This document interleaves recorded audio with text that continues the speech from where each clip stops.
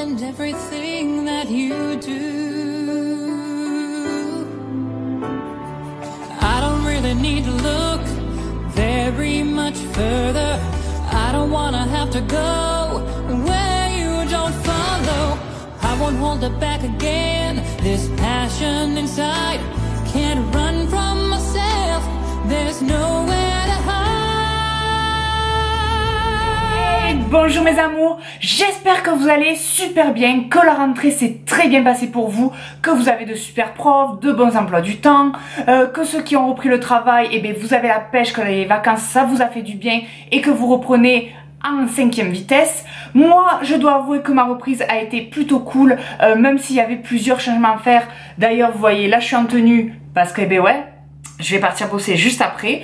Mais je voulais vous tourner cette vidéo pour dimanche, 5 livres pour la rentrée. Et surtout, un défi. Mes amours, je lance mon premier défi sur ma chaîne. Je sais qu'il y a le Pumpkin Challenge qui commence et moi je ne le fais pas. Voilà, on m'a posé la question, je ne le ferai pas parce que déjà je ne l'ai jamais fait, que je trouve que c'est un challenge qui est assez costaud et en plus je ne sais pas si j'ai véritablement beaucoup de livres sur ce thème-là. Donc du coup, voilà, je ne le ferai pas, mais je vais quand même me lancer un petit challenge parce que cet été je me suis rendu compte que je n'avais pas beaucoup lu, puisque je n'ai lu entre guillemets que la saga entière de À tous les garçons que j'ai aimé. Donc j'y suis allée vraiment tranquille et je me suis dit qu'il fallait que je remédie à ça. Donc là pour la rentrée je vais m'obliger, le défi commencera quand la vidéo sera postée, donc du 10 septembre jusqu'au 10 octobre, donc un mois, pour lire minimum 5 livres, ce qui fait entre guillemets un livre par semaine, ce qui devrait être faisable même si on travaille, qu'on a des devoirs, etc. J'essaye de faire light, voilà. Donc si vous voulez me suivre, eh c'est avec plaisir, dites-le en commentaire. N'hésitez pas à faire des vidéos ou des listes ou à me taguer sur Instagram, etc. pour me montrer votre liste des 5 livres que vous aurez choisis. Et dans ces 5 livres qu'il faut choisir, la petite règle, c'est qu'il faut que ça soit des livres qui traitent de l'école, voilà, que ça soit sur un fond scolaire ou universitaire, des lycéens, des écoliers, voilà, que ça soit sous un fond d'éducation, voilà, qui est l'école en fond. Et donc du coup, moi je vais vous montrer les 5 que je me suis choisis. Petite difficulté supplémentaire que je me suis rajoutée, j'ai essayé de prendre pour les 5 livres une catégorie littéraire à chaque fois différente. Donc le tout premier c'est du contemporain, c'est Monsieur Popular and I de NDA aux éditions Hachette. Donc là on va suivre Léa qui est une jeune fille, une jeune lycéenne tout à fait banale, qui n'est pas du tout populaire et qui va avoir quelques petits soucis puisque sa maison va totalement s'effondrer à cause d'une invasion de termites. Donc pour la rentrée en plus, c'est pas top, mais le pire, c'est qu'elle va être hébergée chez le mec le plus populaire, mais le plus insupportable du lycée. Donc du coup, friction et tension vont être là, puisque ces deux-là ne se supportent pas. Est-ce qu'il va y avoir une petite histoire d'amour? Moi je dirais que oui, parce que c'est le grand cliché, mais on pourrait être surpris. Donc voilà pour le tout premier. La prochaine catégorie, c'est une dystopie, c'est Effacé de Terry Terry aux éditions La Martinière.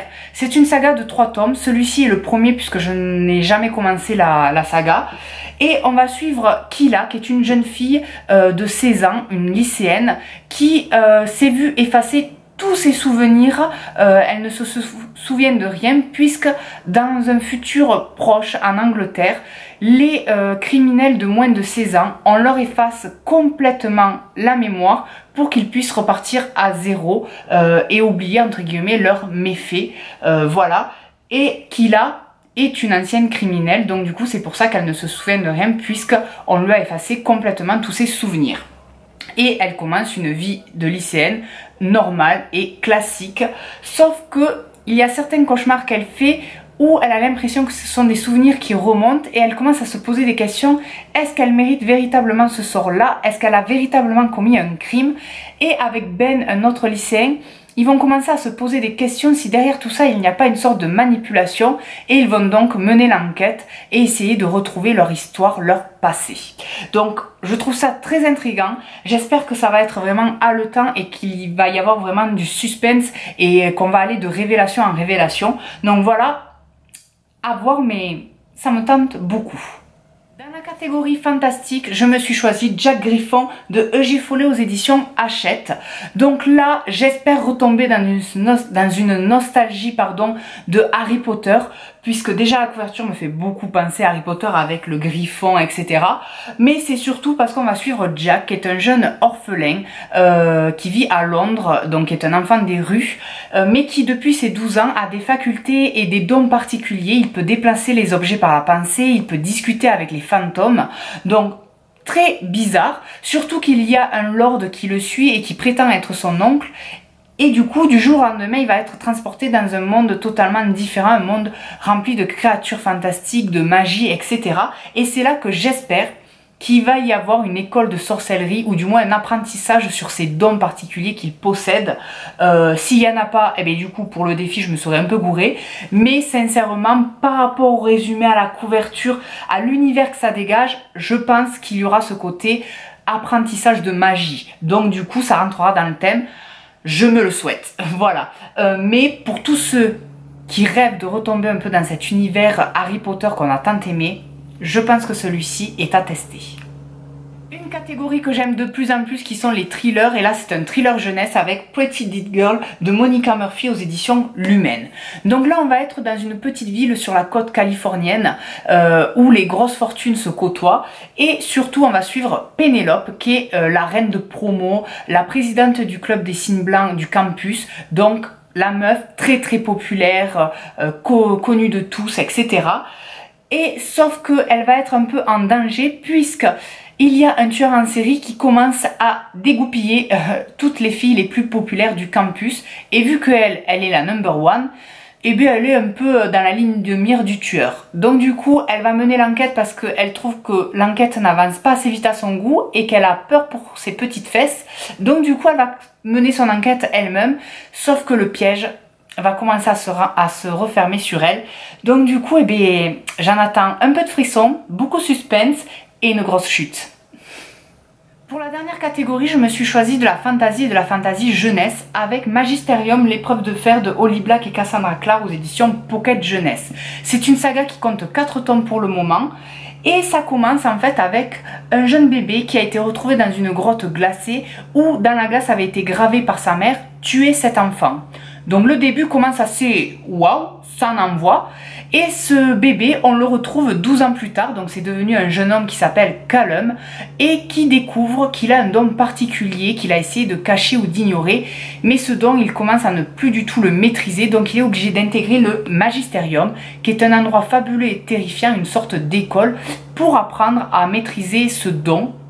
Mais du coup, pour ça, il doit passer l'épreuve de fer. Sauf que cette épreuve-là n'est pas la seule qu'il va endurer. Et puis il va forcément, je pense, découvrir son passé, d'où il vient.